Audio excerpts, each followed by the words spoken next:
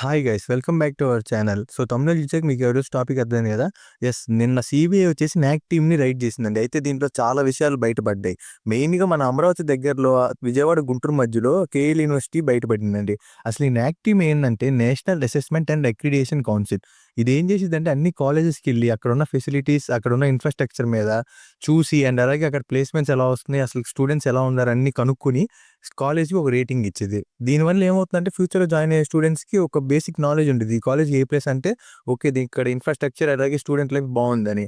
అయితే ఈ ఇష్యూ ఏందంటే నిన్న సీబీఐ వీళ్ళు రైడ్ చేసినప్పుడు ఒకటి బయటపడిందండి. కేఎల్ యూనివర్సిటీ వైస్ ఛాన్సలర్ వచ్చేసి ఆ నాక్ టీమ్‌కి అమౌంట్ ఇచ్చి, బ్రైబ్ ఇచ్చి ఏ+ రేటింగ్ ఏపిచ్చుకున్నాడంట.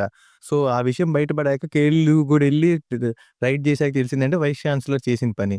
ఓకే. ఓనర్, చైర్మన్ తెలియకుండా చేసుండడు గానీ ఇది ఎంతవరకు కరెక్ట్? అంటే ప్రస్తుతానికి అమరావతి, గుంటూరు, విజయవాడలో ఎస్ఆర్ఎం మిగతా విట్టి ఇలా కాలేజ్ వచ్చిన కేయూ అనేది one of the famous college. So, వాళ్ళే ఇట్లా చేపించుకొని టాప్ 12లో యేసుకొని ఏ++ రేటింగ్ ఇచ్చుకున్నారంట. సో, ఫైనల్లీ చూద్దాం మరి ఇప్పుడు ఎన్ని కాలేజ్ బయటపడబోతున్నాయో. నేను చెప్తున్నా కదా, ఇంజినీరింగ్స్ ఎంతోమంది పాస్ అయ్యి జాబ్స్ లేకుండా ఉన్నారు. సో, దీనికి కారణం వీళ్ళేనా అనేది చూద్దాం మరి. ఫ్యూచర్‌లో సీబీఐ ఎన్ని కాలేజ్‌ని బయట పెట్టబోతుందో అనేది కూడా చూద్దాం.